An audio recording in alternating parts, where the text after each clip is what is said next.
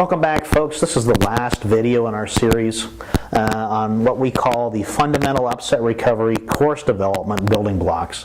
And I'd like to kind of bring it all together. Just as a review, the steps that we talked about academics, the startle factor, a planned approach, and then recall technology. What I would like to talk about now is a technique that is very well known. This is not new. This is not something that's but it is important to upset recovery, but it doesn't always happen, unfortunately, and it's called repetition to proficiency.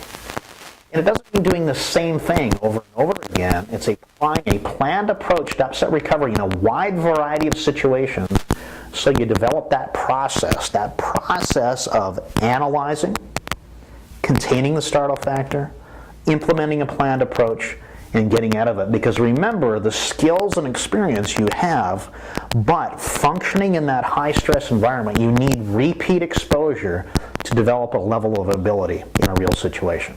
Okay? And that is extremely important, because when the reality comes in, when you get faced with a real situation, A, you don't want it to be your first time you've ever been there and seen it.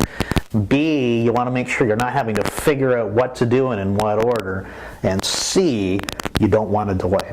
You want to get this recovery going right now, and you want to get out of it, and you want to do that over and over and over and over and over again. Now, how many times? Well, until you get it, until it's natural, until it's something that you can do effectively and repeatedly. And once you can do that, then you're on your way. Once you've ingrained all the steps we've talked about, once you know how to contain the startle factor, all right?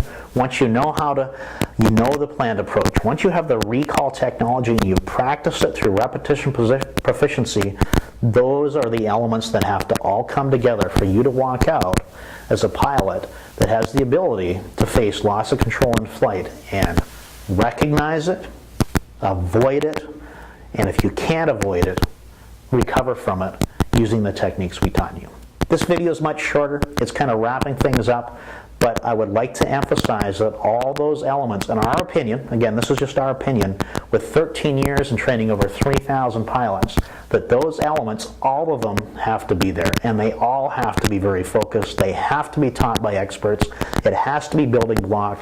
You have to have time to make mistakes. You have to be allowed to make mistakes. You have to have somebody analyzing those mistakes with you to understand how they happen and how to avoid them. That process, that interactivity, is a challenge, but it's a fun challenge. Upset recovery training should be both educational but also rewarding and fun, and that's something that we really believe in here at APS Emergency Maneuver Training. This video's been, I've been trying, I know I brought up some of our stuff here and there, but it's been hopefully generalized. I hope this helps you to research a provider.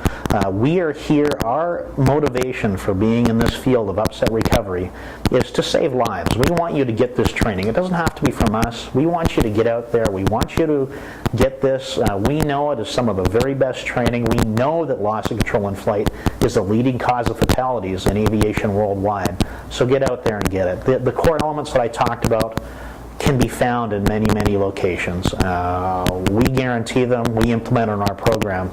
But certainly, if you're around the world somewhere and you don't have the ability to travel to us, then look for those in your provider, because those are core elements. So my recommendation now is just get going.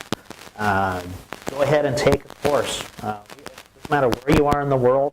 I know that we have an online upset recovery program. It's based on the airplane upset recovery training, and it's great.